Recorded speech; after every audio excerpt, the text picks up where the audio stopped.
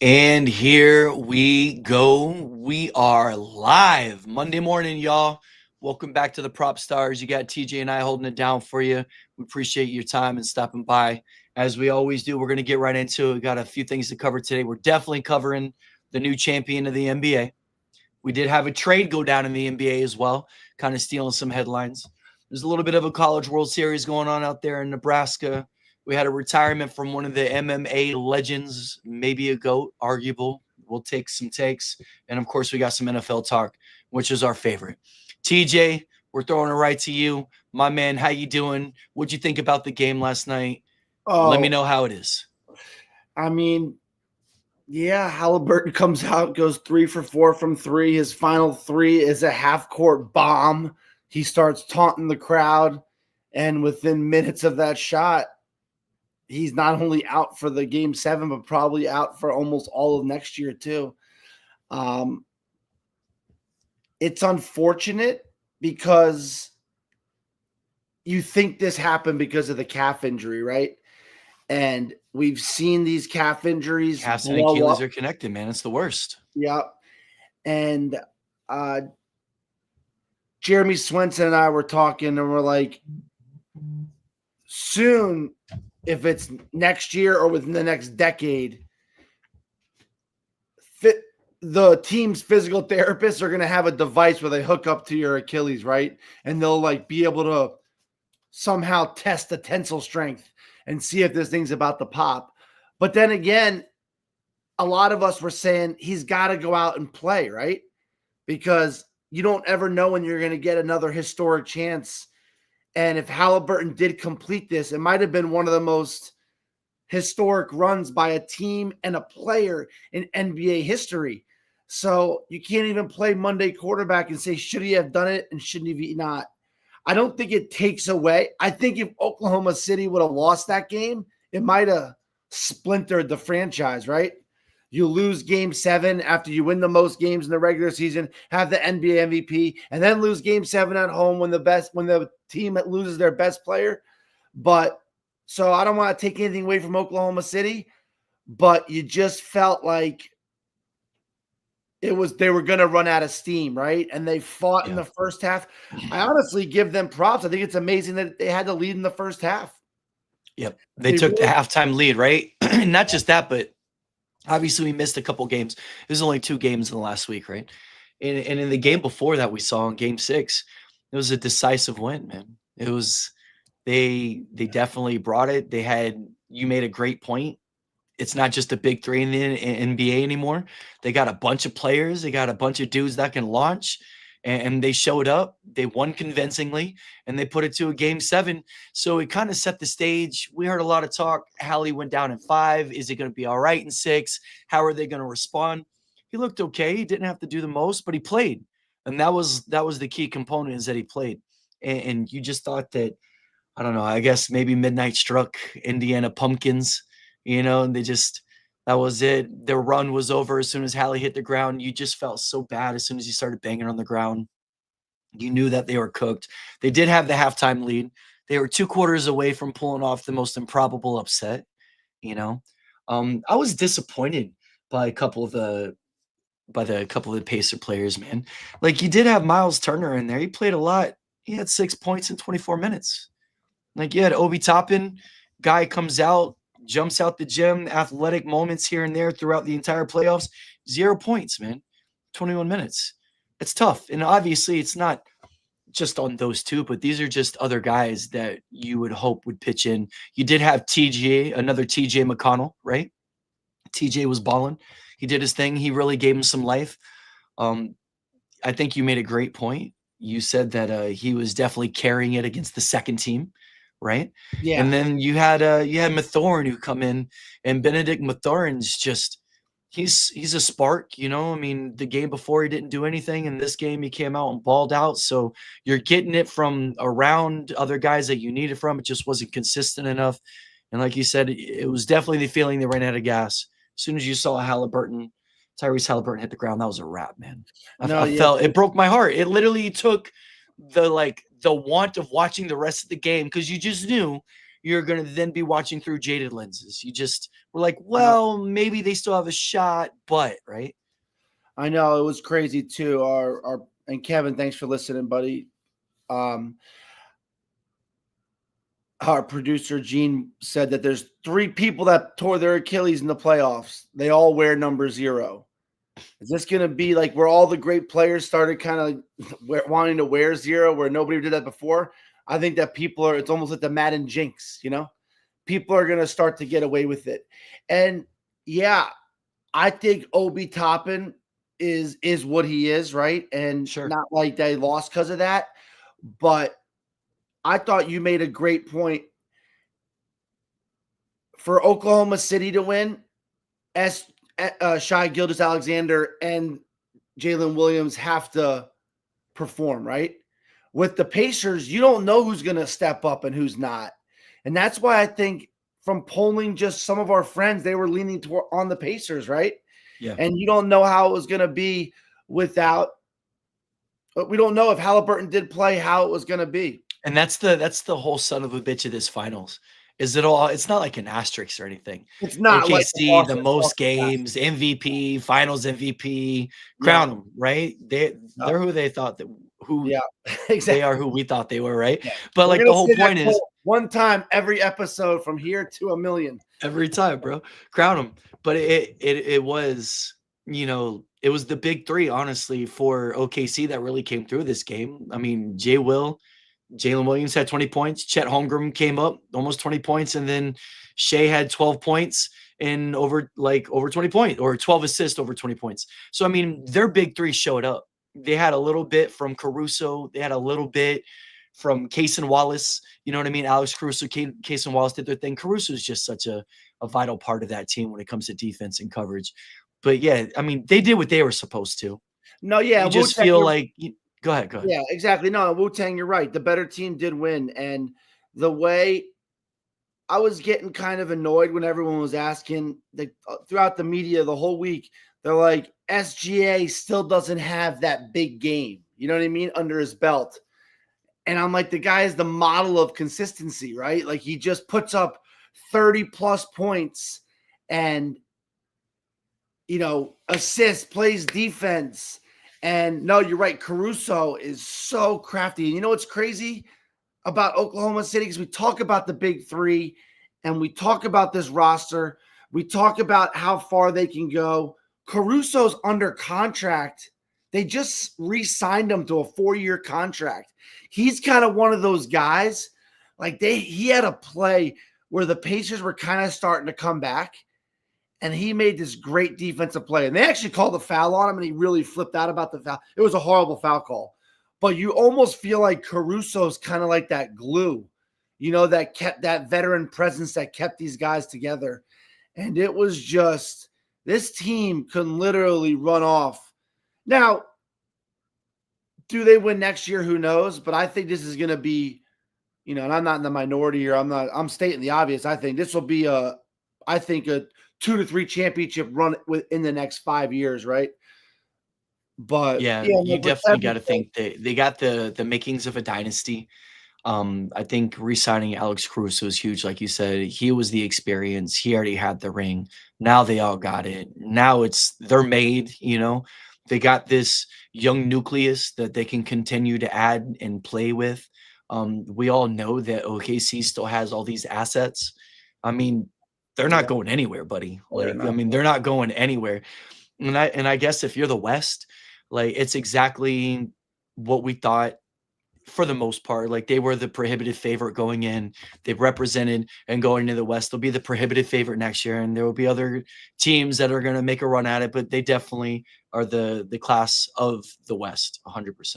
I think it's huge for SGA to get this.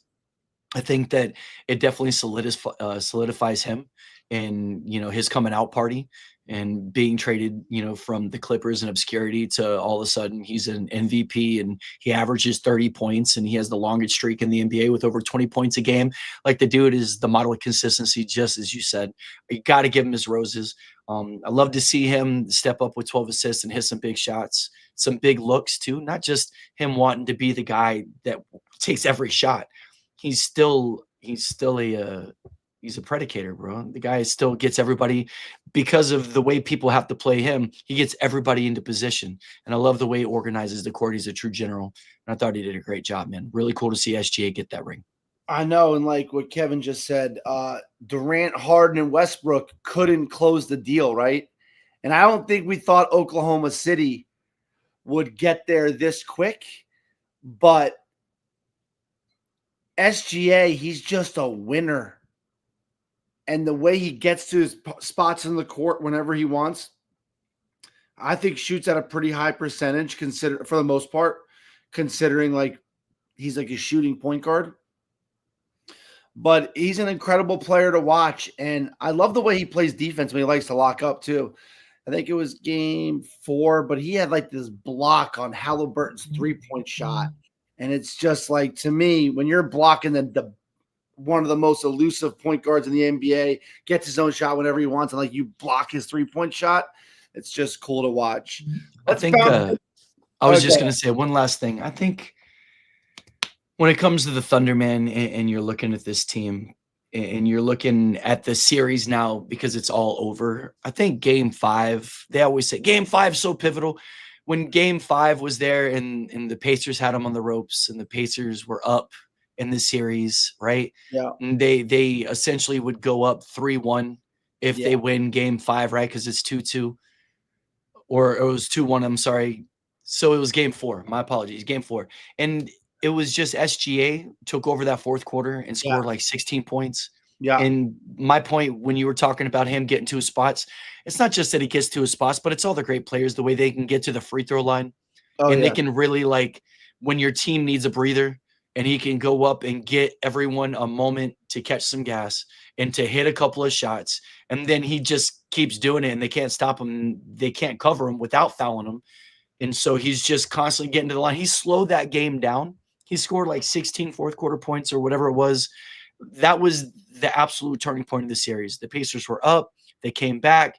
SGA just silenced them, stole that game, and then literally the rest is history. And But also, that was the big Pacers, that was the big Pacers mistake. That was their chance. They were up. They were healthy.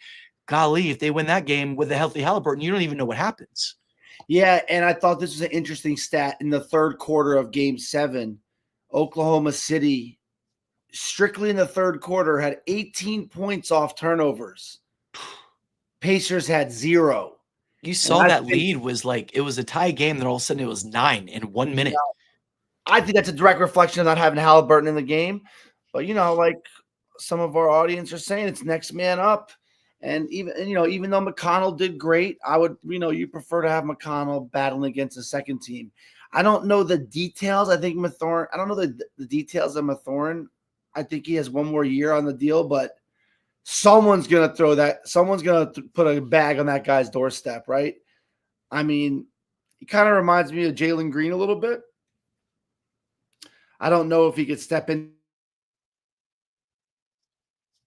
Yeah, I don't know exactly. I think we might have lost him there for a second. But yeah, I mean, Mathurin's a beast. I know he had like 13 rebounds, 24 points. The guy's a monster. They still got Nembhard. They got enough pieces in place that they're going to be competitive in the East. The Pacers are going to stay competitive in the East. Yeah, I got you, bro. But yeah, they got Benedict Mathurin. I was just saying he had 24 points, 13 rebounds. The guy's definitely going to get a bag. I was talking about Nembhard too. Nembhard always seems to represent anytime Halliburton's ever slumping. Like, the guy obviously commands an offense as well. They got a lot of pieces, man. The Pacers aren't going anywhere. They were just in the Eastern Conference Finals last 2 years. I mean, there's no reason to think that they're not going to be competitive with the upper class like we see with the Celtics and the Pacers and the Knicks. This is going to be part of the storyline in the East. Yeah, let's bounce into the Kevin Durant trade, because I was going to talk about some like roster building a little bit, but we'll talk about that once. Do you have the details in front of you of the Kevin Durant trade? Yeah, I got some of the stuff, man. So KD, 15-time All-Star Kevin Durant, right? Yeah. He is getting traded for Jalen Green, who's an inconsistent stud, Dylan Brooks, right? Yeah. 5 future second rounders, and the 10th pick of next year. Yeah. You said that you think it's a win. You like the trade. Yeah. I think I heard Stephen A. Smith say that he thinks that KD definitely has enough to still be a lead scorer.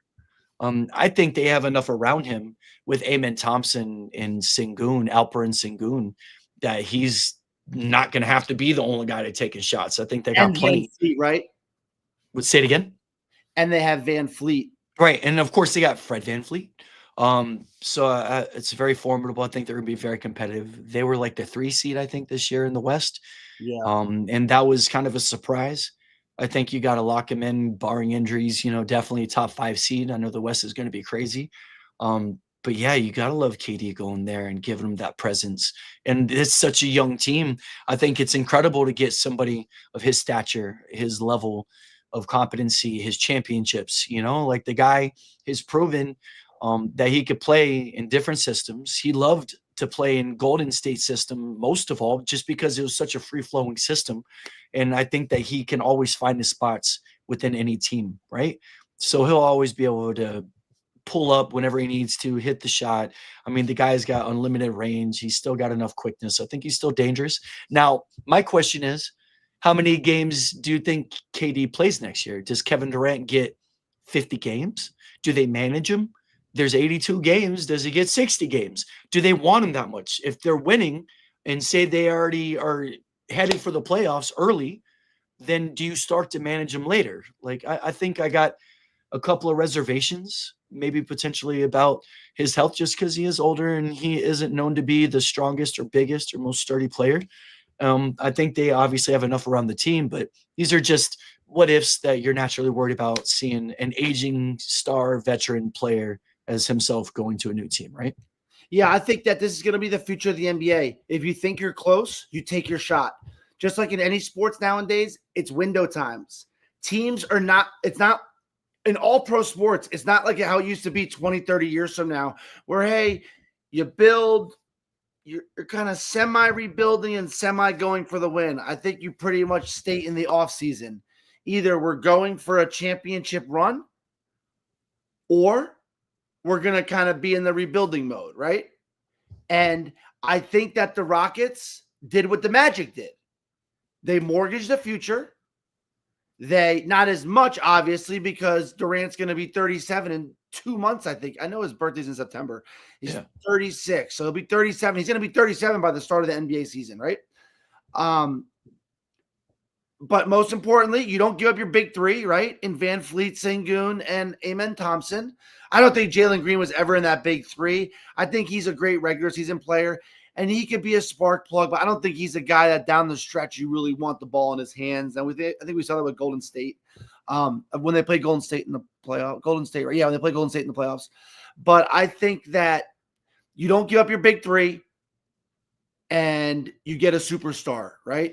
Now you're saying this is the future of the NBA, but how did OKC just build it? Didn't they just like rebuild from the bottom up and it didn't take as long as we thought? Yeah, that's very hard to do. And I'm not saying it's going to be a successful remedy to team situations. But I think like the Magic, kind of like what the Knicks did with getting Towns, right? But it's going to be, if you think you have a shot, you go get a superstar. And the way you go get it is you send picks. So it sounds like all right. So all these teams, right? Like even the Knicks too. They drafted well, right? They went and added, somebody like, Nick Brunson or whatever, Magic ended up grabbing Banchero and yada, yada. So here we go. You're drafting well. And then whenever you see your nucleus is there, then you go take your shot, right? Yeah. Yep. So yeah, you try to keep your nucleus intact, give away as many picks as you want because you're only hitting on 50% of them anyways. And as long as you keep your top 3 players and you can go get a star, just send people picks because I think Wu-Tang's saying they got a lot of picks from that Paul George trade. Yeah. And fan bases are, it's good to know. Okay. So I'd explain some things. The fan bases are really impatient now, right? And I think we got a little taste with when the Rockets got that coach. Oh God, I'm drawing a blank, but from the Celtics. What's his name again? Who's the Rockets head coach? He was the coach of the Celtics, and then with the whole debacle, what is it? Udoka, what's his name? Yeah, I want you to pronounce his name because I always fuck it up. Yeah, Udoka. Thank you, Udoka. Udoka, there you I'm go. still saying that I'm wrong. like Mbuka, Udoka. Serge Ibaka. Yeah. No, but they got a great coach. Now I think like finishing a game, you have Van Fleet bringing the ball up the court, doing pick and rolls with Kevin Durant because I think Van Fleet kind of needs that pick to give him a little space, right? And then Sengun down low, Amen Thompson just kind of being a slasher and creator. It's going to be fun, but I think like most teams, the Rockets are like, we got kind of this young core. Obviously, Van Fleet's not very young, but we have this young core. Let's go take our shot. Yeah, they got that. That definitely gives them a couple year window. And then on the other side of the trade, obviously the Suns are in just complete rebuild now, right? Yeah. I mean, they get a couple of players in Jalen Green and Dylan Brooks, bunch of picks, and we'll see what they do with those picks because it does also seem the trend to turn those picks into something else, right? So this, I'm not saying obviously they're going to trade any of that, but they're going to see what they draft. The draft is upcoming.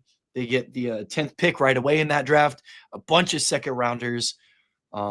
Phoenix has had a couple up and down windows. They've never closed the deal, right? Let me ask you something. Gene and I were talking about this last night. Do you think overall the Kevin Durant experiment in Phoenix was that it wasn't a total debacle because they went to the finals, right? I mean, they lost to Giannis in the finals. It was in 2020. They took advantage of the opportunity right away. They went and Giannis dropped a 55 piece on them to end that. Yeah. But at the same time, like we all knew that you adding Kevin Durant, you're not adding this, tenacious defender. You're not adding this guy who's going to give you this backbone, identity, with your team. I feel that the Suns, they were lacking just what these teams are lacking is a solid defense, man. Like you keep going after these offensive players and giving everything up, but like I love what OKC did. Like they have Caruso, they have Hartenstein, like they have these guys that are like grinders, man. You need defensive players, and I just feel like with the Suns, whenever they added KD and they got Booker and they got Paul, none of those guys speak defense. You know what I mean? Yeah, and it's tough, man. And they were aging, and I think that you're right. It did not work. But they went up against a team that played defense per se. Yeah, and Wu-Tang's, I mean, we should get Wu-Tang on the show because he's putting up some good info. He's firing away. Please like and subscribe, guys. But no, Beal was just such a disappointment for them. And I think he's the guy almost to blame for this, team splintering up and the Suns kind of going in a direction. You think Booker is obviously young enough they could build around him? But what do you think about Booker? Is Booker this perennial guy that everyone says he is? Yeah. The guy's got his own shoe deal. He's, he scores a ton of points. He's sexy when he plays basketball, right? Because he can hit shots and he's got athleticism. I'm like, all right. And he went to the Kobe school. So he's got my soft spot with this whole relationship with Kobe. You saw it in the finals. Yeah. Kobe gave him the whole attaboy thing. But like, I don't know. Is he the guy? Does he have enough, or is he just gaining his experience right now? And he's waiting on the right team. Is he the guy that they can build around? Or is Devin Booker somebody who's more of a complementary piece, who's a real alpha? You know what I mean? Yeah. I know it's tricky because we all know he could put up 50 points maybe whenever he wants. He's a pure scorer. I feel like he's not a great defender, but I don't actually know that. But yeah, I don't. We were talking about this last night also. I don't know. Do the Suns like completely try to go rebuild? Because they can get a boatload. yeah. And he's dating one of the Jenner boys. Okay, Gene, that's what I know you're at a. I'm pretty sure they're not dating anymore, but I was gonna say celebrity gossip. TJ got you on that. Don't worry about that. We're good there. Let's get a fact check really quick on if he's dating one of the Jenner girls. But I know they were dating for a while for sure. But yeah, I don't know if you can build around him. I might see if you get a boatload of picks and really start trying to rebuild. I don't think he's an SGA or he's obviously not an SGA, but I say no. I say he might. I don't want to call him a complimentary piece because he's that great. I mean, Right, isn't he? He's borderline though, isn't he though? Isn't it yeah, crazy? He's borderline, he's superstar, but like, is he the guy you build around? yeah. It's proven no, right? Like they haven't been able to yet. And maybe it's the pieces around him, but I don't know. We've seen him kind of not show up in some important moments and in some But big games and in the but finals too, man. That's like the biggest stage of all, you know? but let me ask you this: like, back to was this a success? I think as a Nick fan, if you were to tell me this experiment we did with going after OG, going after Carl Anthony Towns, Towns and Bridges and getting Brunson, Mikal Bridges, Jalen Brunson. if you said we would get one finals appearance over the next 3 years, I take that. And I'm hoping we win that. You know what I mean? But if not, I still say the Suns experiment with Durant was a success. You know, they went to the finals. They ran into the Greek Freak, and In his prime. And they and there just got was some Middleton back amazing that year, and battles with Middleton was him. still balling. Yeah, there was some cool battles. I remember there was a lot of fun battles with that. What did it go? How did that series go? I'm gonna. What the Sun series? Yeah. I don't remember what it finished in. I just remember Giannis ended up at McDonald's ordering a Yeah, 55-piece chicken McNugget. yeah. It went 6. It went 6 games. 6 games. They Yeah, won it in Milwaukee, right? They finished at home. yeah. Oh, yeah. I don't. Suns were the 1 seed or the favorite seed. No, it wasn't Milwaukee. I was curious because that is crazy. Suns had home court advantage there too. That's kind of crazy. Yeah, that's what I'm saying. Like, So yeah, to me that's a success. Booker averaged 28.2 points that series. it's great average for the series. Yeah. In the finals, I feel like, okay, but how can you average 28 points and feel like you just weren't there sometimes? Like, it's I crazy. know. Crazy stuff. Yeah, that's actually kind of surprising. Yeah, I forgot they even went to the finals. But yeah, and this goes back to like kind of roster construction. And I think that this is a copycat league, right? But I think the Pacers and Oklahoma City, this series was such good basketball. And it's crazy to think that when we talk about the Pacers run 10 years from now, obviously Halliburton and Siakam will be the first guys we talk about. But I think that we're still going to be remembering Mathurin, TJ McConnell, and Obi Toppin, 3 guys that came off the bench, right? Yeah. And I think this is And what Nembhard, man. Nembhard had some big spots too. yeah, and number yeah, and I think that this is what the GMs were looking at series, and they're texting with their coaches or watching the game. Yeah. I don't know. I'm always curious in the off season. If I was a GM, I would want to get some of like the Bancheros and Franz together. And I'd be like, hey guys, can we carve out let's do like a weekend with the family or something? Let's get together at a resort, put the wives up in this, at dinner all night. And let's watch the games together. So they can actually kind of look, this is what they have. This is what we didn't have. Sure.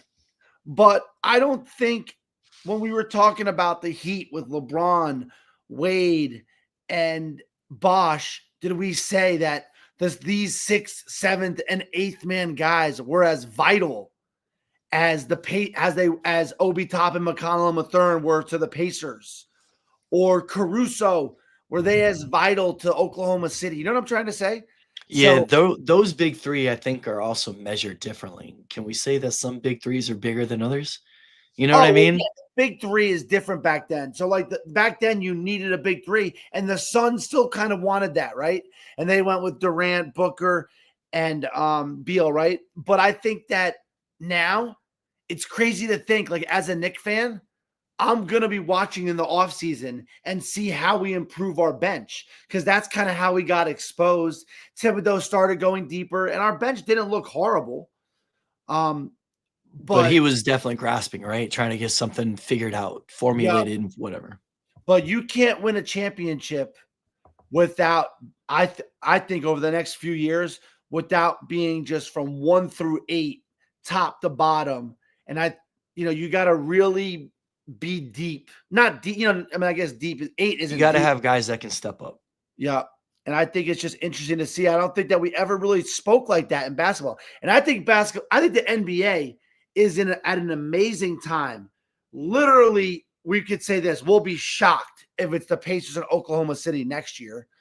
And we did say that Oklahoma City might go on this legendary run, but we will not be surprised if Denver comes back, if Anthony Edwards shores up some stuff.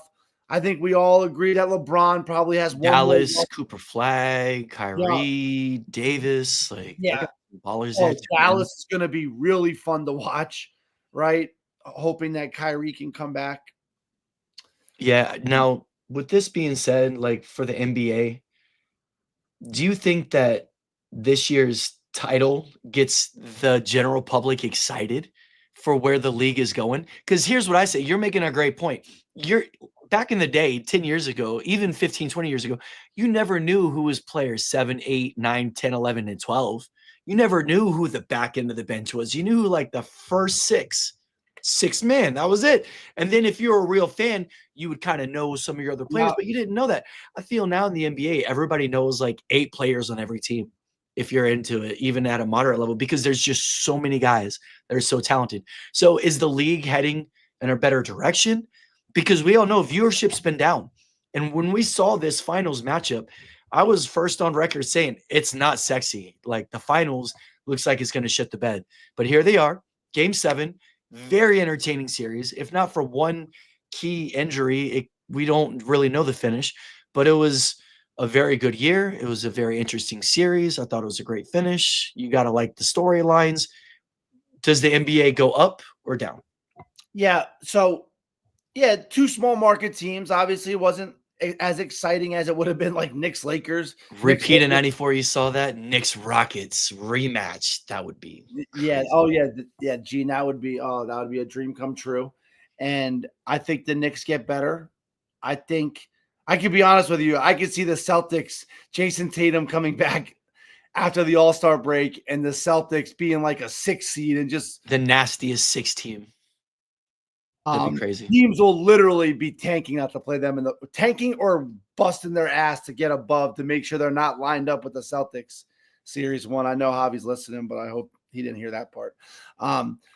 But maybe the Celtics get a championship in the rafters without an asterisk. That'd be kind of fun, That might be. Yeah. Anything else you got to say about the NBA or the trade? No, did you see the college baseball? You want to talk the college baseball thing or no? Yeah, we'll talk about the college baseball World Series. So they're You in don't care. Omaha. It's the tradition, right? Up in LSU won, Nebraska. whatever. LSU won, whatever. LSU wins. They're 8 titles. They're like the best team in recent Yeah, memory. Few coaches. They're like the class of the league, right? Obviously, they got baseball they're figured out. amazing. Now the And big college sports isn't easy right now either, so it's pretty impressive, right?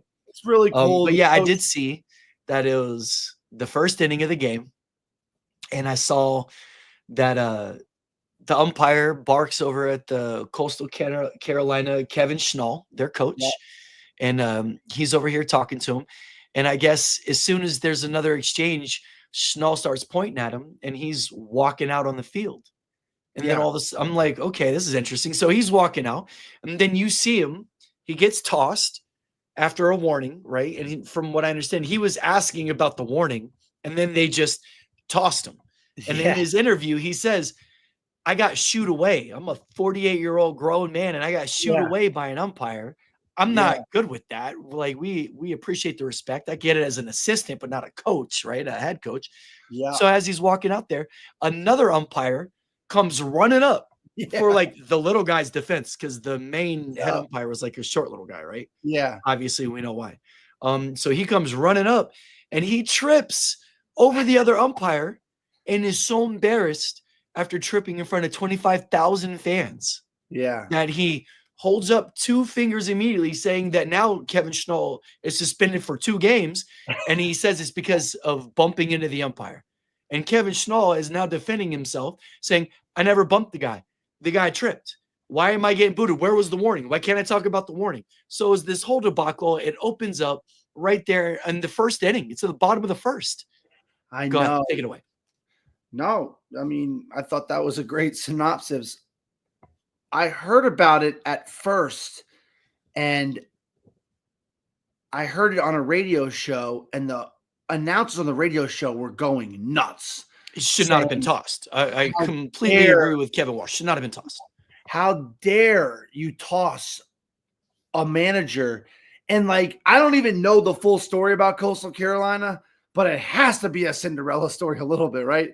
Right. Coastal Carolina in the College World Series, not And against the juggernauts LSU. yeah, not FSU, not University of Miami, but Coastal Carolina. Obviously, they have a great program, but and they were kind of small favorites going in a little bit. I talked to some LSU fans before the series, and they said it's real close.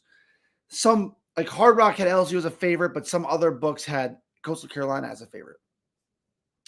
But you cannot toss a manager in the World Series, especially in college when these are kids and they kind of look up to their guy. And I don't know if college has the same rules as MLB. You cannot argue balls and strikes, right? Or like you're literally tossed right away as a manager. I think you could yell from the dugout, but you can't come out and ask about balls and strikes. Well, But from the way Kevin Schnall was talking about it, he just said in his interview, as an assistant, you don't get to say anything. yeah, As the head coach, you definitely get to argue balls and strikes, and you have an opinion that is at least listened to. And then if you ask questions, you should get a respectful answer back. That's all he was asking for, right? yeah, Sounds fair. yeah. In the first inning, it just seemed, I think that this umpiring crew, unfortunately, this might be either the last. And yeah, that umpire showed very limited athletic ability tripping like that, because I've seen like, back in the day when like Lou Pinella's coming running out the dugout, flipping out. I mean, these guys are chest bumping, and it's really like if they did that now, baseball would be so much cooler, right? I mean, baseball's trending up with the changes they made, but kicking dirt on the plate. I mean, it was so cool watching these grown men spaz out. And I thought everybody handled themselves well until the umpire's like, "You're out of here." It was just real weird. But I think the umpire or the Coastal Carolina coach Schnall was like, "That's the third pitch you've missed." I'm Right. like, He was telling him, he was like, why am I getting warned for balls and strikes? You've missed 3 pitches. You know what I mean? yeah, He was like, you can't. it is the first inning though. And also it's amazing to think, I don't even know how you can how the dugout where the managers sit, it's real hard to see balls and strikes from that view. He might have somebody telling him something, but I don't know if the college baseball has that same rule like MLB, where if you come out and argue balls and strikes, it's over. And then But after that, then the other first base coach got thrown out. It was just kind of embarrassing. I thought the refs ended up, or the umpires ended up with egg on their face, and they just got embarrassed. So they just did the wrong thing, man. And unfortunately, you're in an age in media where everything is seen. They're going to go back and rescind the 2-game suspension. He did not push the guy. The guy yeah, tripped. You're unathletic. You're fat. You know what I mean? yeah, Like, it was, and we don't fat shame, but like, buddy, you yeah, rolled up and got into a real tight space that you couldn't fit in, number one. Like, yeah, you he couldn't fit in showed. that space. And then as soon as you lose your footing, because the pile's like moving one way and you just go down the other, and he got up so fast and immediately threw up a 2. Yeah, Like, because you I could guess the Coastal see, Carolina I won that. watched it in slow motion, TJ. You could see there's no contact. And I'm Yeah. like, if I'm seeing this as a bystander, there's no way that, the College World Series is going to let this go. It's an Also, embarrassment. if you're arguing with a coach, aren't you going to kind of get a little bit of like a low center of gravity? He kind of came in and it just toppled. He really did. I know he's embarrassed by it, but this umpiring crew now is a little bit on the manager though. Like, hey, your guys need you. You're playing against the College World Series juggernaut, and you already No need got for him. No need for him to. He wasn't even approaching the field. He wasn't stepping out of the dugout until he threw him out because he was arguing the balls and strikes. yeah. So I feel like you didn't even really get into it and you got thrown out. And I as a head coach, you have to be able to show that restraint as a yeah. leader, which I know you understand as the very, proud captain of the Boathouse softball team. It's a lot of pressure on you in these moments, and you got to be able to keep your head. And you're talking about a much bigger situation in the College World Series. You're talking about these young men, like you said, that are looking up to you. Maybe you let your first base coach go and take those shots and let him get thrown out, right? Yeah, because you're still there. And like, he would get thrown out immediately. He's already said that. He would have known it. But I think once you lose like your captain and your co-captain, like the leadership of your team I mean, I think they even lost 5-3. It wasn't even that they got beat. I mean, if they would have had him, who knows what happens? There may be a couple of calls. I know. And I It's think kind of that, tough. Like you said, bottom of the first inning, and they had a man on, and they just had somebody steal. So like, why are you like trying to argue these things too when you already have a man on? You already got a guy who just stole a base. He's in scoring position. Like, and think about how that manager would have felt if they would have won the game. sure. And then maybe they have to go a final game without, Him their, because he's not there. that's Yeah. just interesting. But yeah, the umpire definitely might have seen his last days in Division One. He might be coaching P or Little League from here on out, right? Yeah. What And about I'm sure we'll keep hearing about LSU and their great baseball program in the future because yeah, they're awesome. I know you've been following the situation pretty tight, but let's jump to Jon Bones Jones, right? Jon Bones Jones. UFC First legend. off, one of the greatest fighters that we've ever seen. Anybody who's watched UFC. Guy is absolutely electric. He's excitement in every kick or hit. Like, I mean, the guy is incredible. He's known as this great fighter and as a champion. He also got busted for PEDs in Yeah. 2016, 2017, and 2018. Okay, so you're like, Hey, if you're not you cheating, you're not trying. right? And to his defense, he said that he never realized and he was reckless what he was taking because he didn't understand the ingredients that were within. He was actually just recently back from injury. He fought Miocic and he ended up beating this other guy with a spinning back kick and takes back the championship. He's a title, right? He gets Yeah. the title. Now, while all this is going on, while he was injured, there's another fighter. His name's Tom Aspinall. He's this British dude. He's built like a brick shit house. You want no smoke from this guy. Yeah. And Jon Jones was very concerned. Somebody says NBA's right. I don't know that one coach. Just as a caveat, the one coach who was there in all those close game sevens was also there last night. Or not game sevens, just all the games that were favored for OKC. He was also there last night whenever everything happened. But Interesting. either way, Tom Aspinall ends up as the interim champion. He's waiting to fight Jon Jones so they can unify the belt. And it's been like a year saga. Nothing's going on. Jon Jones is like, I'm not really ready to fight yet. I'm doing other, adventures with my career. He's got other things going on. Our executive producer has inside information, Mr. Gene Fitzmagic, saying that maybe he's a bit of a head case right now and CTE is really taking place and that his camp is kind of letting him go. Dana White's on record saying that he accepted the fight with Tom Aspinall. Tom Aspinall is on record saying that he's waiting to fight Jon Jones. Jon Jones just retired out of nowhere on Saturday night in the middle of the night. Like it was like they were talking to Dana White and he just kind of slips it in an interview. Oh, by the way, Jon Jones is retired. The Aspinall fight's no longer going to happen. Yes, Jon Jones said he was going to take the Aspinall fight, but it's off. And now Aspinall goes from interim heavyweight champion to undisputed heavyweight champion. So it's kind of like a whole saga.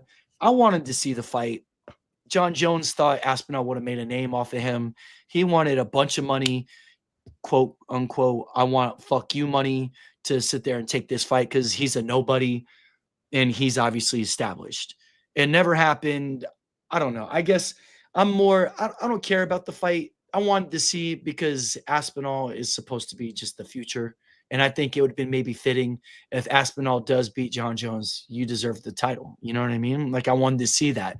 Now, if Jon Jones beats Aspinall, just builds to his legacy of being the greatest of all time and then walk off on top. But I thought it was kind of stupid and lackluster the way Yeah, that he I just also went out. I thought Dana White was like really disrespectful on talking about Jon Jones's retirement. He was just like, yeah, he decided to retire. He didn't like bash him, but the guy's 37.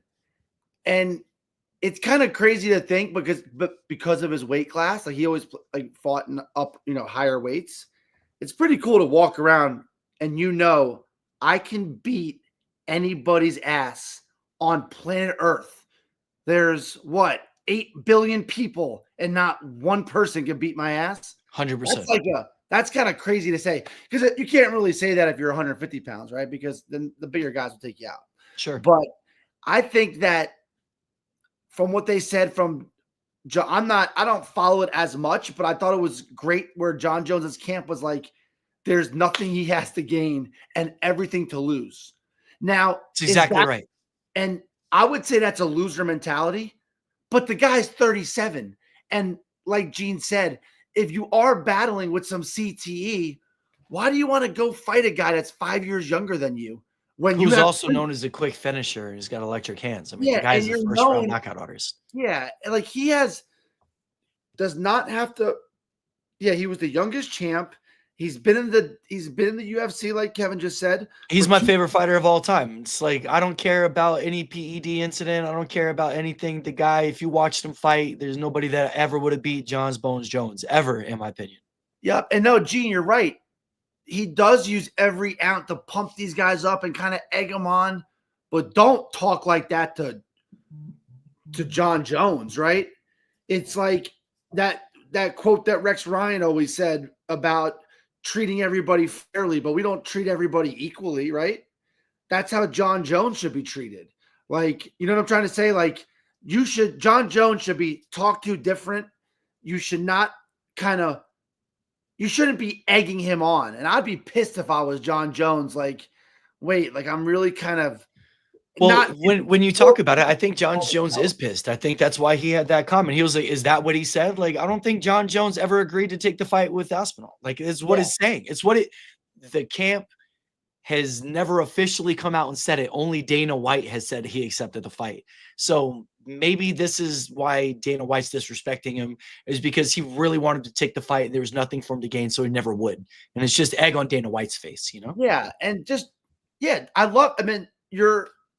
created the UFC. You took over and made it an amazing sport that, it skyrocketed, right? But I lost a lot of respect for Dana. Like, don't treat the greatest fighter of all time like that. Treat the up and comers like that, egg them on, make it exciting, but don't. I think Jones needs to. Walsh said he's been in the UFC for 2 decades. You find me another fighter that's really been fighting that long at this kind of level, and we'll talk about it in comparison. There isn't anybody else that does it like him, that does it for this long. So there should be some fucking respect on Jon Jones' name. Like, let's be real. Yeah, and also it's like if you're Jon Jones and you're like, okay, this will be one of my toughest fights, and I think Kevin said that he would whoop him. Jon Jones would beat him. But like, I think Jon Jones is like, wait a minute, I might have some head trauma. He's got me by 5 years. What if I do lose? If I lose, I'm definitely rematching, right? Now I'm fighting when I'm 38. And God forbid I lose again. Maybe I even don't go down as the greatest fighter of all time. Right. Tarnishes his whole legacy. And if he was 28, like, we don't like when certain guys retire early. You know what I mean? Right. But this isn't early for UFC. The guy had a legendary career, and he should be, you're the baddest dude out of 8 billion people on the planet Earth. He's had 2 Hall of Fame careers in one career, just like freaking Tom Brady. It's unbelievable. Yeah. So I think that Dana White really disrespected the guy that, helped his sport for 2 decades. I agree.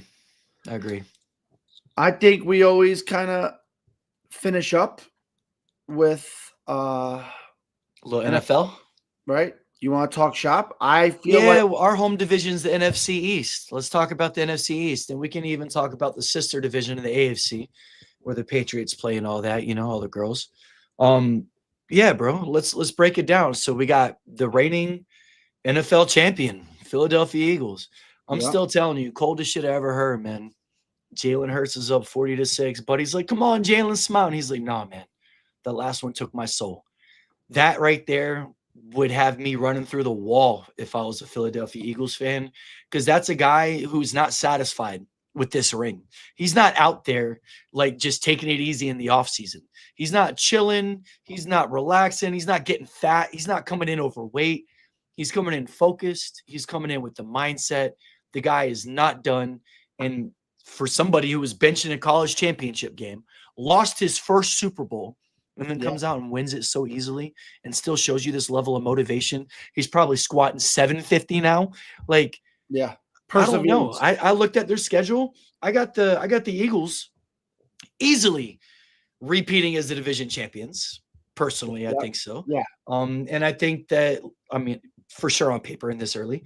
And I think that you could chalk them in for 13 to 14 wins. Like their schedule. All right. So the over under is 11 and a half. Right. I And got them at like 13. yeah, Like I'm going over it. I got over it. you think that's low. 100%. And you got acquisitions, right? They did get AJ Dillon, right? Yeah. They got Kendall Lamb. They got Matt Pryor, just some other OTs because they lost some.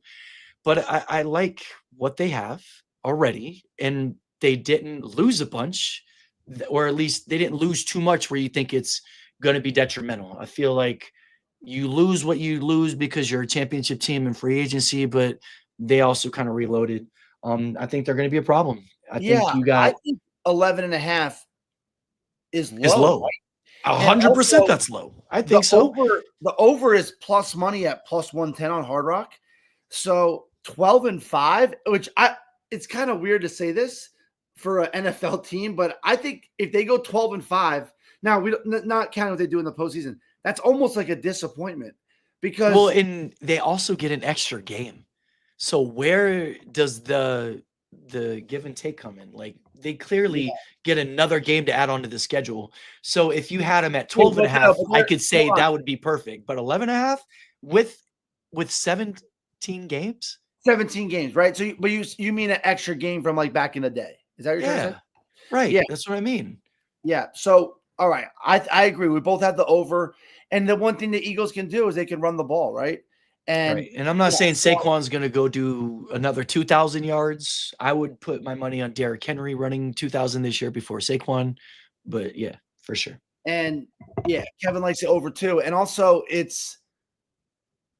I mean, I hate to say this as a Giant fan, and a Cowboy fan, those could be 4 easy wins, maybe. I mean, Cowboys are a little better, but also Dak usually he plays the Eagles like shit one game and he plays them well one game. I counted us as a split. Washington, I still think is real soft up front. I think they beat Washington both games. Yeah. And I think they beat the Eagles both games. I think they go 5-1 in the division. Yeah, so they go 5-1. And then looking at their schedule, I just don't. I mean, obviously, the NFL's goal is to make their schedule the toughest because they're the Super Bowl champs, but you can only do so much, right? A lot of the NFL, it's already pre-aligned, right? Yeah. Oh, who do they have? I was looking at it earlier, but who do they have to play in the AFC? Is it the AFC? For the Eagles schedule? Yeah. But yeah, I think 11 and a half is real low. I thought it'd be 12 and a half. So they get out of the AFC, right? Here we go. We're talking. All right, they play the AFC West. Right. They get the Chiefs, right? They're gonna get the Broncos. Yeah. Obviously, the other West teams, but out of the AFC, I'm looking through. Looks like they're also going to play the Chargers. Is going to be a great game. Yeah, so they have that. They have the AFC West, which is pretty tough. I mean, that could be the Raiders. Those are the others. Yeah, that could be why it's 11 and a half, right? Yeah, so that's it. Yeah, that's it. And then they get the Bills. Actually, they do get the sneaky Bills in there. That's going to be a great game, and that's late in the year, December 28th. That is interesting. Yeah, they get the Bills. In the middle of like the whole divisional thing, because they get the Commanders sandwiched with the Bills for their last 3 games. Yeah. That's going to be a hell of a game. And it's in Orchard Park. Okay. Yeah, you're right. I'm actually, okay. I still like the over, but I'm starting to see why it's 11 and a half, right? Because they also have to play the NFC. They're playing the NFC North. No. Yeah, well, yeah. They play the Bucks, not a fun game. In Tampa, they play Minnesota in Minnesota, not a fun game. Green Bay in Green Bay, not a fun game. Lions at home. Yeah, that's okay. I could kind of see why they went that route, but 11 and a half seems a little low. And the Rams, yep, and they play the Rams, so that's kind of explains. I still like where they are, because even with those teams on an upward trajectory, like the only team that kind of gave them fits were the Rams. We talked about that last year. Like the Rams is going to be, I can't wait to see that game again. Right. But like these other teams, like they're not only getting the Eagles are also getting better. That was like their first, you know what I mean? So I think there's also got to be progression on their side. I just don't think it's being accounted for. I feel like after you win, they're like, okay, so you're here and you're just not going to move. And we're going to move everybody else up or around you, right? But they just get to stay here. I think that's evident by 11 and a half wins. Obviously, their schedule, pardon me, seems like it could be tough. I think they got it in the bag, man. Yeah, Put and that, I know take we that said plus money. we're gonna stick with the NFC East, but I know me and you love the Rams so much. 9.5 is the over/under for the Rams. I don't know why. Give me that all day. Give me that all day. I know, but what are we gonna do? We can't just take 32 overs. I mean, No, but I mean, you have to be able to decipher value whenever you see it. And I think that right now is the reason why you take these bets is because maybe the line goes down as all the right. season So progresses, right? So yeah, you sit there and you got to take what we learned from last year and immediately apply it to the off-season moves in the draft and take your bets. I think those are two great bets for happening to be the first two that we taled about. all right, yeah, and we could talk about the Rams when we start hitting that as well. So now the Commanders over/under 9.5.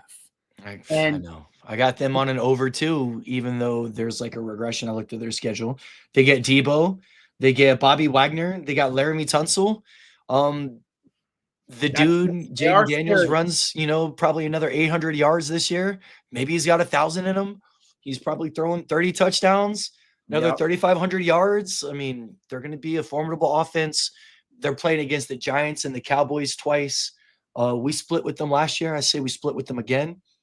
Um, I think that they go probably 3-3 in their division. I think they kind of split it up. I think they could easily lose both to the Eagles and then beat the Giants too, right? And split with the Cowboys.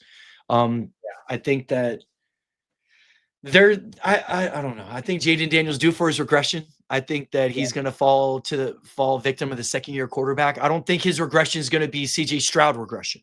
Yeah. I think it just goes down. I don't think he has as many rushing yards. I don't think he has as many throwing touchdowns. That Hail Mary, we talked about how the whole season was different after that. And I think that it's tougher to do when everyone's got film on you. He better have his Oculus turned up to level 3 or whatever he's wanting to do. But I had him at like 10 to 11. I'll take 11. I had like 10 and a half. I'll take 11. Yeah, and the over/under 9.5, it's pretty much minus 110 both ways. So you're not paying much. I mean, they pretty much Hard Rock's confident at that 9.5 number. All right, let's go. So you have 9.5. I think, like Gene just said, a lot of great additions, and I think Debo really fits that offense. I'm hearing he might bust. I'm like, I think he's going to be good, but like, think what is good? So fantasy-wise, what is a non-bust year for Debo with the he's Commanders? it's very tricky to measure him, right? Because I could see him going for 4 to 6 rushing touchdowns, maybe, right? Okay. If not rushing like shovel pass, let's just say total touchdowns, right? But I could see them using him a lot in that motion because they like doing that with the read option with Jaden Daniels and like Brian there's a lot of Robinson, goal line back, and now you got Debo in that fold, so you don't know if it's Jaden, Brian, Debo, Eckler, right? there's a lot of that QB kind of motion read option QB sweeps. Like what I could see when they ran when the offense they ran against the Bucks when they're just eating up clock. I could see Debo just being great for that team. Fantasy wise, I'm a little now Skeptical about his numbers and where he's going to get drafted, right? Gary Terry reported. I don't think he went to off season. He didn't go to OTAs. Not yet. But all right, I kind of like over 9.5 too. But all right, let's go to the Cowboys. They are at 7.5. I'm definitely taking the over. I'm taking the over in the whole division. I'm taking the over in the Cowboys. I'm taking the over in the Giants. I'm taking the over in the Eagles. I'm taking the over in the Commanders. I don't know why they're disrespecting the NFCs. I know that is disrespectful. So that means that's disrespectful. Hard Rock. Sorry, bro. Going I now, know we're better. I know we're better just from getting Dak back healthier. Okay, like a healthy Dak automatically falls into like 8 games. And I know a lot of people are hating on our schedule. We play our schedule tough, man. I'm telling you, dude. I think that with the addition of Pickens, obviously, we got Javonte Williams. We did get a couple of DTs. We got Peyton Turner. We got Solomon Thomas. We're going to be rushing the quarterback. I think that we're going to be sneaky good, bro. Like I think we're ultimately disrespected. I think out of all of the divisional teams in our division, I thought we were most grossly projected. Yeah, I think that 7.5 seems really low too. I mean, something's I got us at 10, if not 11, and I think we're going to be fighting for a playoff spot. I do see that the Hard Rock's about to bump them up though from 7.5 to 8.5, because to take the over, they're at minus 165. So you have to lay 165 to win 100 for people that are watching don't understand that. You have to I think once they get to like minus 180, 175, Hard Rock moves them up to 8.5. They keep everything at 0.5. And yeah, I think Dak comes back. I meant to send you this meme, but it was Dak. Kevin sent it to me. It was Dak dressed up like an Iranian, and it was like he shot 35 missiles and all of them were intercepted. It was real funny. And when he first sent it to me, I didn't understand because when too soon I ran. I'm sorry, too soon. Yeah. Yeah, geez, I could be toast after this, like legitimately toast. That's fucking hilarious, bro. That might be one of the funniest I didn't even understand it at first because Dak dressed up as an Iranian actually looks Iranian. He got a little fist apart. Yeah, so it's kind of funny. All right, let's jump to New York. All right, bro, you ready for this? Game 1, you're at Washington. Yeah. Okay. Game 2, you're at Dallas. Game 3, you're home against the Chiefs. And then game 4, you're home against the Chargers. That's not an easy 4-game bit. And I'm looking, I just did mock drafts. Malik Neighbors is going as the 11th overall pick. Yeah. And I mean, I get why. Volume, Russell, Jameis, whoever, the guy's 35%, 40% target share. But I'm like, wow. Like, you think that nobody's going to key in on Malik Neighbors and they're just being able to get him the ball so easily, and you start off with these 4 teams? I think that's kind of tough, right? Jameis is the quarterback. I love Neighbors. I was going to make the joke that New York is at 11 over under wins. And the joke was going to be, that's the Giants and Jets over under combined. Combined. That's good. That's about right. The Giants are 5.5 and the Jets are 5.5. So combined, Hard Rock doesn't think that they're going to win more games than the Eagles total, which is like really embarrassing. The one thing about the Giants, though, is we have a really good front seven, and we do have 3 good quarterbacks in camp. 2 we know are pretty good, right? I mean, you also went and got John Runyon. You went and you re-signed Brian Burns, right? So, I mean, you got him. Yeah, our front seven, could be the best, but it was my cousin John, and he like sent me the schedule right when it came out, and he goes, find me a win, please. And I'm like, gee, like it's literally hard to find a win. Well, so, week 5, you're at the Saints. Yeah. Right? You got that. I can see you beating the Saints. But then you come home and you're like, after that, you're home against the Eagles. So it's like, you're like, okay. So we got 1-5 right now. And then you're at the Broncos. It's tough, right? I think that'll be a closer game. I don't think it's a blowout, right? It's murderous, bro. And the problem is that I hope to God we don't fire Dayball. But then you're at the Eagles again. So you get the Eagles in 3 weeks. You go home against the Eagles, at Broncos, at Eagles. Yeah. That's ridiculous. And then you go home against the Niners, at the Bears, Buff, home against the Packers. Yeah, Buff, please. I'm trying to have a good rest of the day. Just like and don't get me wrong, I put you ready though. Here's where it gets fun. I feel like you're Jon Jones and I'm just like a punching bag. Ready? Here's where it gets fun. Because after we talked the Niners and the Packers, then you're at the Lions, at the Patriots, home against the Commanders, home against the Vikings, at the Raiders. This is where your schedule wiggles out a little bit. We have to win that New England Patriots game. Patriots are going down, bud. I'm eyeing that game on the schedule. It's circled right now. To not go. I mean, when you really look at it, you have to give them a lot of benefit of the doubt games if they're going to get past 5.5. I know. So really breaking it down with you, I'm taking the under on the Giants. I'm taking the under. I can't even talk myself into it. I was trying to before we came on. I was like, I can find 6 wins. I pulled it up so I could show them. Yeah. Like I got 2. And you got to beat the Bears to get the 3. The Patriots got to be 4. The Vikings got to be 5. You got to split with the Commanders, right? Like, Yeah. Can we clip this though? Because I know the Giants are going to end up going in a late run, and we're going to play ourselves into the 7th pick in the draft. let's And clip it, baby. Let's clip bye, it. bye, I have bye. it right here on my books. I circled the over with 6.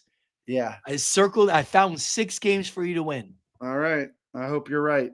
Let's go right into the other dismal team in the in New York, and the Jets. Let's talk about the Jets and Justin Fields. I think I don't that's know if anybody would really know their offensive signings other than really avid football fans. You got Andre Sisco, safety. You got Josh Myers, another offensive lineman. Cool. Good job. Protect Justin Fields. You know what I mean? I saw a bold take. Justin Fields leads the team in rushing. Do you agree with that? No, I don't agree with that. Like, okay, Justin Fields leads it in rushing, really? So are they going to key in on the box that much? Like, is what they're I saying, think right? Garrett Wilson. I mean, we've all seen what DJ Moore did, right? Sure. With Fields and Garrett Wilson reunite from Ohio State. I'm assuming they're buddies. Brees Hall, I think, has a little bit of a resurgence. Do you think Brees Hall is the Brees Hall that we've all been expecting? Is he going to catch 100 balls? Is he going to be the split in between where he runs 1,000, catches 1,000? Like, who is Brees Hall? Does he run 1,600, or is he just like an out the field back receiver? Which Brees Hall are we getting? Yeah, I think Brees Hall is the. Let me see. I think Brees Hall is the. Tommy's looking good, by the way. You can see Tommy in the mirror. He's looking good. Yeah, there you go. Yeah, I got my producers here giving me stats on stats. I have Brees Hall having a big year fantasy wise. I think that the first round pick. I think he's going to be a first round pick. Should be a first round pick, second round pick. He's a second round pick. I think that fantasy wise, having a mobile quarterback is really going to open it up for him finally. And I think Garrett Wilson and Brees Hall will have good years. Manning's first year, 3-3. Now, with that being said, you said their over under is 5.5. Hopefully they get Arch Manning after that. Yeah, so 5.5 wins. Do you have their schedule pulled up right now? I have it pulled up. Yeah, I got it right here. New York Jets football schedule. All right, you ready for this? Let's get into it. I like Here to we open go. no matter what, to be honest with you. I think that they automatically get 1 from the Dolphins and 2 from the Patriots. You think you think they beat the Patriots both times? All right, 1 from the Dolphins, I can see. They start off, ready for this? They get the Steelers, game 1 home. And then they're home against the Bills. Winnable game at home. Okay, winnable game against the Steelers, winnable game against the Bills, you're saying. They're at the Bucks, at the Dolphins, home against the Cowboys. That's a definite loss. Cowboys are going to whoop that ass. Yeah. Gene, I can't wait. Yeah, they have Panthers at home. They have Bengals they have the Browns at home. They have the They are Falcons at the Bengals. Oh man, I love this over 5.5. This could be one of my favorite plays, to be honest with you. They're at the Ravens. They're home against the Falcons. They're at the Jags. They can win these games. I got them at 6. That is not a hard schedule. I got them at 6. Yeah, I might have to put money on that like right away. Now, this is the problem, is that over is heavily juiced also. So it looks like that will not be 5.5 for long. Right. So if you That's guys definitely like going it, up, right? yeah, if you guys like it, jump on it. Take it right now. I could see Brees Hall. I could see Garrett Wilson having a great fantasy years. And honestly, I could see the Jets making a playoff run, to be honest with you. I do like the Dolphins too, though. But all right, so let's talk about the Dolphins next. Yeah. Dolphins go out. They get Zach Wilson whenever Tua goes down with his next concussion, right? Yeah. Zach Wilson, guaranteed starter. We do have – who else do they get? They got James Daniels, a guard. They got Larry Barome, another tackle. They got Nick Westbrook-Akine. Every time, I swear to God, I was looking at the TV watching Red Zone last year. Nick Westbrook-Ikine is catching a touchdown. I know. And it's like a 40-yarder, a 30-yarder, a 50-yarder. Like, this guy is obviously a baller. I feel like he's been waiting to get into a steady role so he could break out. I'm not saying that this is it, but like with all how did I miss that one? I didn't know he went to the Dolphins. yeah, pretty sure they got Nick Westbrook-Ikine. Okay. And then what I liked of what the Dolphins did is they didn't just go and make everything about speed this offseason. They Yeah. went, it seems like they went and got like real football guys. Like Westbrook-Ikine's a football guy. You know what I mean? Like everybody talks about him. You talk about any interview about him. So, I mean, I like what they're doing. Obviously, Tyreek's going to have a resurgence here. There's no way he goes down. Yeah, I think he's playing with a huge chip on his shoulder. Yeah. I think he's definitely worth the first round pick. Then you got this guy A-Chain who's going to be the team's motor, bro. Like, yeah, he's a borderline first round, second round pick. I think it just depends on how you value him. I'm a little bit scared about him being undersized, but like with the scheme, it kind of takes away the fear of that because it's not like they're just running him into a fucking wall, 20 times a game. Yeah, they're getting him as much space as possible. And then why are the Dolphins getting rid of Jalen Ramsey? Like, why are they so adamant on trading him? I mean, that must be something we don't know about, like locker room shit, right? Yeah, it has to be. Then, and I think it has to do with between Ramsey and Daniels, if I'm really going to guess, because I hear there's a lot of player issues with Daniels, just because like I talked to you about this. He's not the kind of player, or he's not the kind of coach that's going to go get up in Tyreek Hill's face and Tyreek's going to be like, you got it, bro. Because he's like listening to him and got his helmet and he's telling him how to coach, right? He's coaching him up. I feel like Josh McDaniels is like bitching at people. It's the kind of thing. And I know everybody loves him. He's an offensive genius. But like I told you, I could respect Dan Campbell spitting all over me and hold my face mask. Oh, yeah. And I just don't know if these guys can respect McDaniels trying to get him hyped up. Maybe that's a part of it. Are you surprised that the Dolphins on the over? So Hard Rock thinks it's going over. There are 3 games projected. What's their over under? You glitch right there. What's it? Oh, sorry. 8.5, 8.5. 8.5. And it's heavily juiced on the over. Right. No. I'm sorry. It's 8 on the under. Heavily juiced on the under. That makes more sense. But man, 8.5. I don't know if I see a 3-game spread between the Jets and the Dolphins. I mean, I'll be real with you, dude. Like Tua hasn't shown me enough that I'm just gonna sit there and buckle it in and go give like 2 or 3 of those games. You know what I mean? Because usually when you get a quarterback who's good enough, he'll win you a few games himself. We know that. Or if you have a star like Tyreek's gonna win them a few games, right? Yeah. Like which is Tua, but like I feel it's Tyreek because dudes just fall down around him. So as you know, I'm pretty intertwined with some with the Dolphins and Tua. Also with high school football coaches down in South Florida and Miami. And 2 in particular. One, Kevin, big defensive coordinator, legendary coach, and has huge ties with some other head coaches. Most of them, even though they're in South Florida, say Tua is not the guy. Right. One, he can't stretch the field, so it changes everything when it comes to the way the safeties play up. 2, I'm not even talking about his injuries. 2, he can't play in cold weather. So he's awful in cold weather. I know the Cowboys went out and got Joe Milton, but don't you think Joe Milton would have been incredible with the Dolphins? Because the dude's got a fucking 90-yard arm. Like, and you could just sit there and like he's mobile and like he can actually. I feel like he's just a better fit for the system, and I'm happy we got him because we need a future for Dak, and I do believe in Joe Milton, but. All I think about when I think about the Dolphins is, like you said, they don't have an arm that can stretch him out. So you just need one guy that can bomb the ball, and they don't got him. I think Jameis would have been perfect for them, but I also think that they don't want to disrupt Tua. That's why they brought Zach Wilson in. They know Zach Wilson won't beat him out. Well, Zach Wilson's also about timing routes as well, isn't he? It's like the same offense. He's all about timing. Tua has an amazing mind. There's no doubt about that. Sure. But it just seems like, he says he gets rid of the ball so quick. It's amazing to watch. Like when that offense is good, it's really amazing to watch. And you're like, man, how Tom Brady-esque, rid of the ball in under a second. Yeah, you know what I mean? Exactly. But the one thing Brady could do is he could also throw it, 60 yards. Brady wasn't an amazing arm talent, but he could stretch the field. Tua, he could utilize Randy Moss when he had him. I'll tell you that much. Tua, it's no doubt has the least arm strength out of any starting quarterback in the NFL. And he still has had these huge games. And when he's healthy, he does produce. But the playoffs are in January.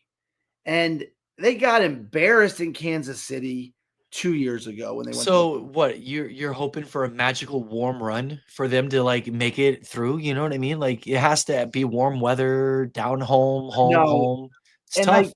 I compare him to Drew Brees a little bit, but Brees could still stretch the field a little bit. Tua, I was hoping maybe he would gain arm strength, but but they have some great. So they have Tyreek Hill, Waddle, Jonnu Smith, A-Chain, and I mean Daniels built that offense around Tua, and I could see them going on a run for sure. Right? They were in the playoffs 2 years ago, and they were good. You know what I mean? Speed kills, man. If they can tune it out, I just feel like it's gonna get them to the playoffs, but it'll never win anything in the playoffs because like whenever it comes to the playoffs, they're like real defensive teams. And Yeah. like schemes happen and like pressure gets sent to Tua, and all you gotta do is ring his bell one time. Right? Isn't that the way Yeah. everybody feels? Yeah. So I like over 8.5. What do you like? I had him at 9. Okay. I had him at 9. A lot of 9 your to 10. I had him at 9 to 10. And Yeah. if they're gonna go under, then so be it.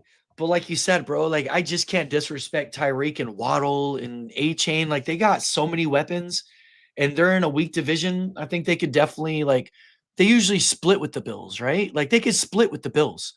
They can definitely beat the Jets and they can definitely beat the Patriots. Now this If they one, can end up 4-2 in their division, yeah. I got them more at 3-3. But if they end up 4-2, there's a real shot. Now this is honestly maybe one of the more surprising over-unders I've seen. New England Patriots 8.5, pretty much even money on both sides. So 8.5? New They England, got Carlton Davis, they got Stephon Diggs on Molly, and they got Mac Hollins, new coach. new coach. Yeah, Stephon Diggs, you said right. Yeah, so I don't see this team winning 9 games. I just don't. Even though I like what I see with Drake May, but I just don't see. I hear Drake May is going to be a sneaky fantasy guy. He's going to have a lot of love with his legs this year. They're going to run him. I just don't see it. I don't see this team winning 9-10 games. I mean, yeah, let's be real. I've never liked the Patriots, and I'm not going to start liking them now. I think Drake May's all right, but I mean, I think that they still have this whole issue to address with their running back game. I don't think they can run the ball effectively, which is kind of ironic because that's kind of who the Patriots have always been. They passed on Ashton Genty. Like, okay, well then you definitely don't give a shit about it. And you're gonna go on. They did go O-line though. They did go O-line. No, right, which is fine because you need to protect Drake May. I get it, but like, there's a couple different ways I feel, and I think they were really running back deficient, and maybe they know what's going on. Mayo's got it figured out, right? Maybe Mayo's really got them tuned in.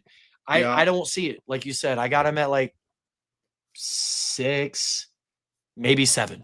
Yeah, so we like the under there. I like now to finish it up, the darling of the AFC East, right? They went out and got Joey Bosa, and they re-signed Tre'Davious White. Joey Bosa is kind of scary on that team, right? Yeah, I think. But I mean, they had Von Miller. They got to replace him with somebody, blah blah blah. I mean, the Bills were literally one bad spot cost them the Super Bowl, right? So let's talk about this. I think when we talked about the Bills last year, and obviously we didn't have the pod yet, but we talked about they'd lost a lot of players. So how are they going to get better? Yeah. And they went on and won a ton of games. And they also developed a ton of guys on the way, right? So, I mean, Keon Coleman is going to be true. Like, Khalil Shakir is true.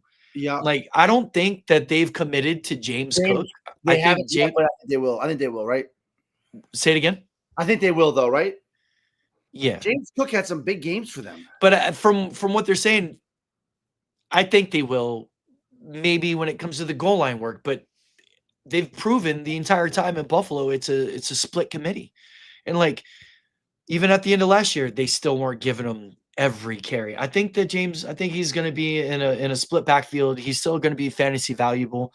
But who is it? Ray Davis, right? He only had 207 attempts. Right. That's what I'm saying. Like, he's in a split backfield. He had 16 touchdowns last year. Yeah. And obviously, which is amazing. We saw him in the year before. We thought that was definitely going to go up. And we thought he could be the lead back. And the touchdowns went up just like we said, even with Josh Allen, like snaking everything because the way he does. That's But crazy. yeah, and I still 15 think touchdowns. you could probably put him at another 200 attempts. Like, I Yeah. think that's where they want him. He was 1,000-yard rusher, barely 1,000 yards. He had 207 attempts for 1,009 yards. I'm assuming this counts the playoffs. But he had 2 touchdowns in 2022, 2 touchdowns in 2023, and 16 touchdowns in 2024. So put him at 12 to 14 this year, right? Yep. Like right there, like obviously in the high end of the middle. 16 is amazing considering. I could see him doing 1,000 yards again, but if he got 900, I wouldn't say that that's unbelievable, right? Yeah. You could see that's kind of like going to be his role because they do like Ray Davis. Yeah. And Josh Allen's there running the fucking ball. Like, it's what Josh Allen does, running people over in the end zone. Over under, I had him at 12. I got him at 12 games.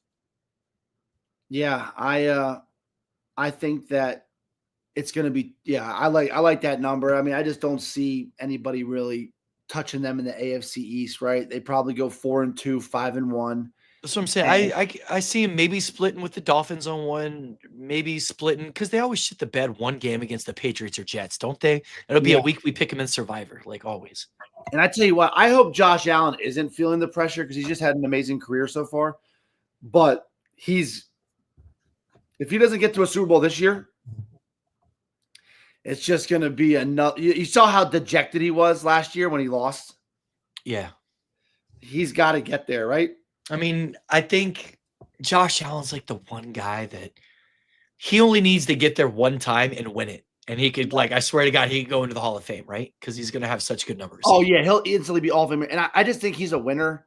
And right. He just needs to get it one time. Yeah. And it's just so crazy in this generation because at the start of any season, Lamar Jackson, Patrick Mahomes, Joe Burrow, or just like 3 of the cute quarterbacks that that are flirting with the Super Bowl. Now, Burrow is on the Bengals with a tough defense. He's already been there. Lamar Jackson is waiting to break through. Mahomes is running the game right now. Allen is that other 4th quarterback that we talk about with those 4. Then you got Jalen Hurts, just went and put his name on the trophy. You know what I mean? And he's another one. It's not getting any easier for him to break out and Josh Allen to finally show up. Like, you kind of missed a couple opportunities, right? Yeah, and honestly, I can't take that away from Josh Allen, right? I mean, he had that one game 2 or 3 years ago, the Chiefs game, that one of the greatest playoff games. He never not scored. They just never gave him the ball back. Like, yeah, and then this year he literally got totally effed by a bad spot, and there was some other play that was real weird that happened that game. There was 2 plays, and a lot of people, ESPN was saying this a lot this week. I think because it was like you said, the doldrums of sports right now. They're like, are the Chiefs Super Bowl or bust? I don't really think so. They had a great run. I mean, I think the Chiefs were rebuilding last year and they still made it to the Super Bowl. Yeah, that's kind of the where they are. Yeah. They're rebuilding, but still good enough to be dangerous. They won every game by a slim margin and they got exposed, right? Yeah, they're going to be in the mix. But yeah, I would really love to. I would really love as a football fan to see Josh Allen get there or Lamar Jackson, right? I want to see those 2 in the title game so I can guarantee one of them gets it. I know, right? That's all. And you want to know why I root for those guys is because every year they had a knock, and every year they perfected their craft, right? Lamar Jackson, every year he got better. Bro, Lamar Jackson bet on himself the entire time. He's never had an agent. I love the way that he's done this to get here because he could have gotten injured and the NFL would have laughed at him. People would have made a mockery of him. They were saying not bad for a running back throwing the ball. And all he keeps doing is getting better and progressing towards the right way. Yep. And then Josh Allen, same way, right? Same way, man. Love Josh Allen. He was down, and now, I mean, he's got tremendous accuracy. And I saw him thread the needle on some of these throws in the playoffs. It's just, the guy's incredible. So on that last drive this season, do you want Lamar, Mahomes, or Allen on the last drive? Because we've seen them all produce, and I feel like Mahomes is kind of the least weapons right now. I know. I mean, at first I want to say Mahomes, but remember that drive that Lamar Jackson did against the Bills to get down there, and then Mark Andrews drops that ball. Like, Yeah, of course. Yeah, got him all the way Lamar down there. Jackson went. I think it was like 90 yards in a minute and a half. With I don't know. I want to say it was no time. I mean, it was amazing. It was incredible. And I remember texting Caton and saying, "Let's see. He's arrived. Let's see what Lamar's got. Right. Let's see what he's got. This is it."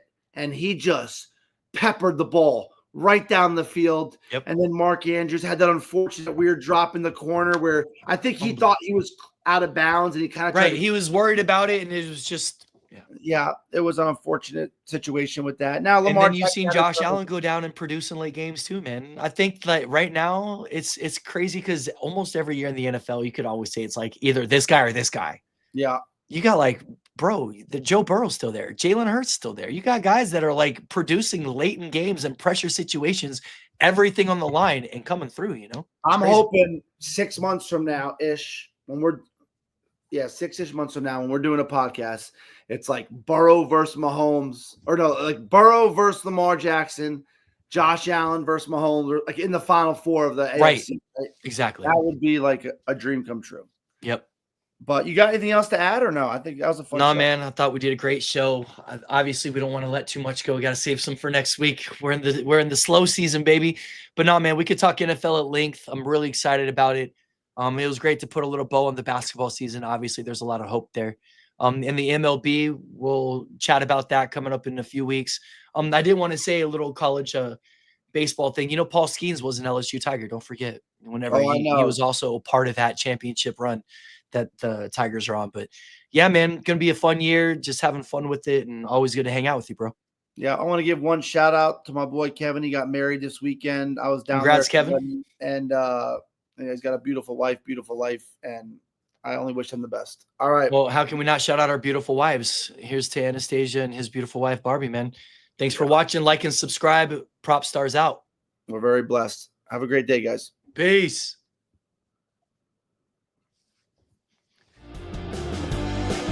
Let's fucking go.